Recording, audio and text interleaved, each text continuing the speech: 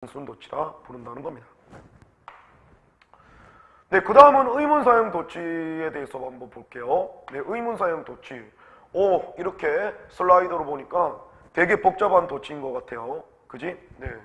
의문사형 도치라는 것은 동사의 종류에 따라서 도치의 방법이 각기 다른 도치를 말합니다. 즉, 동사라는 게 조동사나 비동사라면 주어와 동사 위치를 바꾸면 돼. 조동사나 비동사일 경우에는 그냥 주어 앞에 조동사나 비동사를 두면 된다는 것이.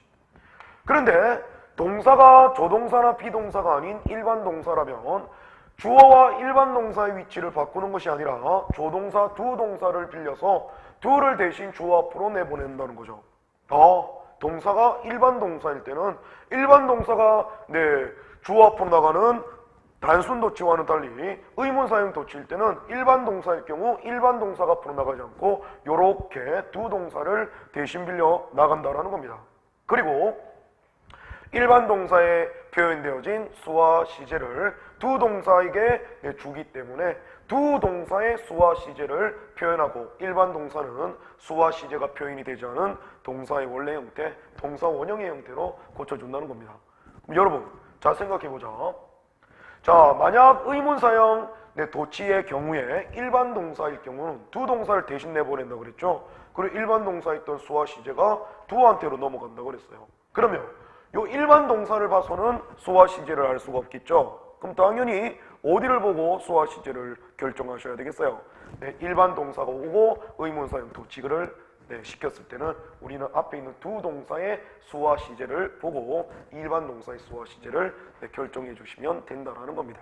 네, 여러분 어떻습니까? 단순 도치가 어려워요? 의문사형 도치가 어려워요? 네, 의문사형 도치가 훨씬 복잡한 것 같죠. 네, 시험에는요 단순 도치보다는 의문사형 도치가 훨씬 많이 나오는 겁니다. 그래서 우리가 조금 힘들더라도 단순 도치보다는 의문사형 도치에 대한 개념을 명확히 확립하셔야 된다는 겁니다. 이해가시죠? 자, 우리가 지금까지 도치란 무엇이고 그 다음에 도치의 두 가지 방법, 단순 도치는 어떤 도치고 의문사형 도치는 어떤 도치인지를 살펴보았어요. 그럼 이제부터 우리가 봐야 될 거는 어쩔 때 단순 도치가 일어나고 어쩔 때 의문사형 도치가 일어나는지를 봐야 되겠죠. 그럼 잘 생각해봐. 아무 때나 내 쓰고 싶을 때 단순 도치 팍 시켜버리고, 아니 오늘은 내가 기분이 좀 별로야, 단순 도치 말고 의문사형 도치 시켜야지, 이렇게 약속된 거 없이 우리가 단순 도치나 의문사형 도치를 시킨다 한다면 언어의 통일성이 없기 때문에 사람들끼리의 혼란함이 있을 수 있겠죠. 그래서 우리는 미리부터 어쩔 때는 의문사형 도치를, 어쩔 때는 단순 도치를 시킬지를 명확히 약속을 했습니다. 그래서 우리 도치를 배울 때도 여러분들 어떻게 공부하셔야 돼요? 어떨 경우에 의문사형 도치가 일어나고 어떤 경우에는 단순 도치가 일어나야 되는지 명확히 구분하셔야 되겠죠? 이제부터 어쩔 때 의문사형 도치를, 어쩔 때는 단순 도치를 발생시키는지 하나씩 살펴보도록 하겠습니다. 부정부사가 문장에서 강조돼서 주어 동사 앞에 위치할 경우에는 다음에 위치하는 주어 동사를 의문사형 도치시킨다. 주어 동사 앞에 부정부사가 강조돼서 위치할 경우는 다음에 오는 주어 동사는 의문사형 도치를 시킨다는 거죠. 우리가 일반적으로 아는 부정부사에는 뭐가 있습니까? not과 never이라는 부정부사가 있습니다. 근데 여러분 밑에 한번 표를 보세요. not과 never뿐만 아니라 여러 가지 형태의 부정부사가 있죠. 우리가 편입 공부 정도의 공부를 하려면 not과 never뿐만 아니라 그 이하의 부정부사, 여러 가지 형태의 부정부사를 숙지를 해야 됩니다.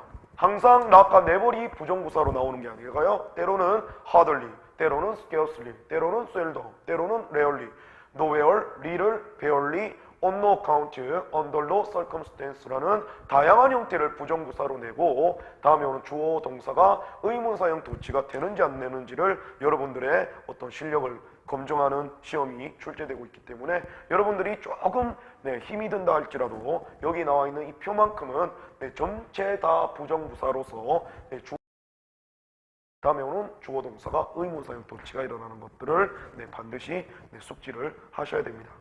한 번에 다 외울 수는 없겠죠. 여러분들이 반복 학습을 하신다면 별로 어려움 없이 자연스럽게 모든 형태의 부정부사가 숙지가 될 거라고 믿습니다. 그럼 이제 예문과 함께 살펴보도록 할게요. Rarely does Annie eat Indian food 라는 문장이 나왔습니다. 여러분, rarely라는 것은요, 대표적인 부정부사죠. 이렇게 rarely라는 부정부사가 주어 Annie와 동사 eat 앞에 위치할 경우 다음에 위치하는 주어 동사를 의문사형 도치가 일어납니다. 네, 여러분, 의문사형 도치니까 어떻게 해야 되겠어요? 동사의 종류부터 결정을 하셔야 되겠죠?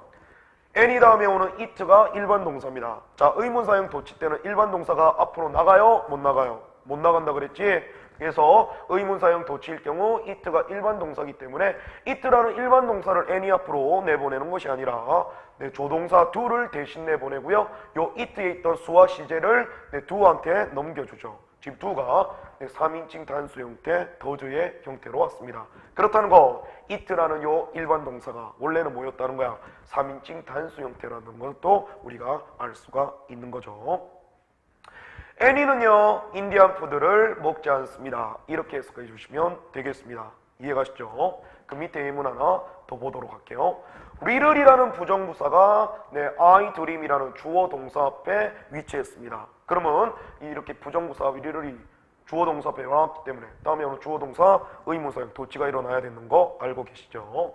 또 dream이라는 게 일반 동사이기 때문에 의문사형 도치일 때는요, dream이라는 일반 동사가 주어 I 앞으로 나갈 수가 없죠. 그래서 두 동사를 대신 내보내고요. 요 dream에 있던 수와 시제를 다시 do에게로 넘겨주는 겁니다. 이번에는 어떻습니까, 여러분? did라는 두 동사의 과거 시제가 들어왔죠. 그렇다는 것은 원래 이 dream이라는 일반 동사가 과거 시제였다는 것도 우리가 유추해 볼 수가 있습니다. Little did I dream. 나는 생각조차 못했습니다. that부터 fail까지는 명사절대절로서 dream의 목적어죠. that he would fail. 그가 실패할 거라고는 나는 절대 생각지도 못했습니다. 이렇게 해석해 주시면 되겠습니다.